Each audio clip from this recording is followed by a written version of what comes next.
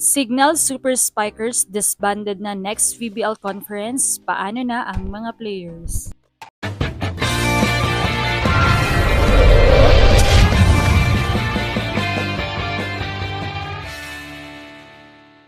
What's up, Volleyball Nation? Welcome back to my YouTube channel. Narito ako para magbigay sa inyo ng updates tungkol sa mundo ng volleyball. Pero bago yan, don't forget to subscribe and hit the notification bell para updated ka sa aking mga videos. Isang nakakalungkot na balita ngayon ang umaalingaw-ngaw sa mundo ng volleyball tungkol sa pag-alis ng dalawang team sa PBL sa susunod na conference. Bukod sa ang pinag-uusapan ng maiinit na laban, ngayon ay itong pag-leave of absence ng dalawang teams ang isa pang trending. Kamakailan nga lamang inanunsyo ng Signal Management ang pagluluwa or leave of absence ng Signal Men's Volleyball Team, kung saan ayon nga sa anunsyo noon, ang Signal Super Spikers na may pinakamaraming championship title sa kasaysayan ng Spikers Turf ay nag-anunsyo na sila ay pansamantalang magpapahinga o hindi sasali sa nalalapit na Open Conference.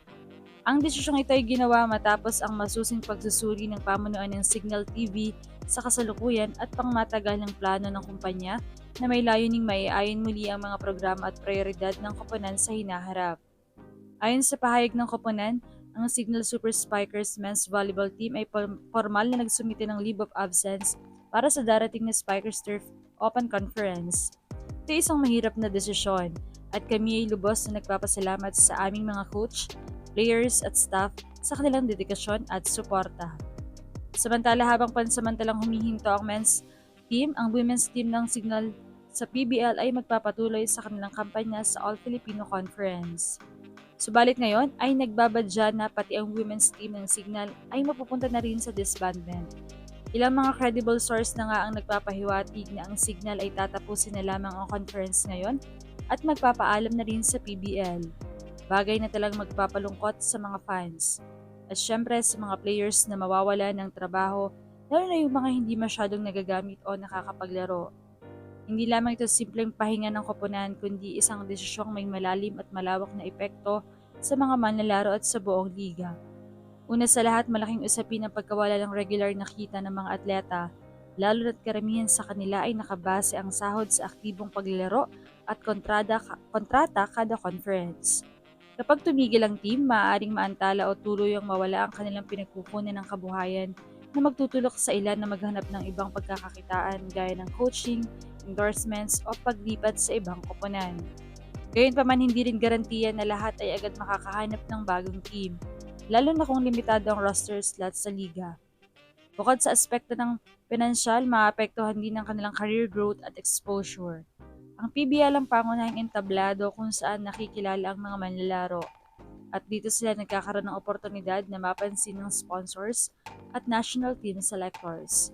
Kapag nawala ang platform na ito, maaaring bumagal ang kanilang pag-unlad bilang atleta at mabawasan ang kanilang tsansa na maabot ang mas mataas na antas ng kompetisyon. Sa ganitong sitwasyon, ang ilang manlalaro ay maaaring mapilitang magpahinga ng matagal o mas matinding kaso tuluyang lumayo sa profesional na volleyball. Hindi rin may kakailangang emosyonal at mental na epekto nito sa mga players.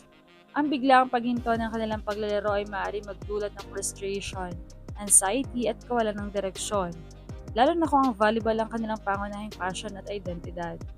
Ang training, kompetisyon at team environment ay bahagi na ng kanilang pang-araw-araw na buhay. Kaya ang pagkawala nito ay parang pagputol na rin sa isang mahalagang bahagi ng kanilang sarili. Dagdag pa rito, naapektuhan din ang samahan ng team at ang koneksyon nila sa fans na matagal na lang binuo. Sa mas malawak na pananaw, ang pagkawala ng isang kilalang koponan tulad ng Signal sa liga ay maaaring magpahina rin sa kompetisyon at kalidad ng Premier Volleyball League. Bumababa ang level ng rivalry, babawasan ang excitement ng fans at maaaring makaapekto pa ito sa viewership at suporta sa liga. Ipinapakita rito ang mas malaking issue sa sports industry sa bansa, ang kakulangan ng matibay at matagalang seguridad para sa mga atleta pagdating sa kanilang karera at kabuhayan. Anong masasabi niyo dito? Leave a comment below. Thank you for watching and don't forget to subscribe.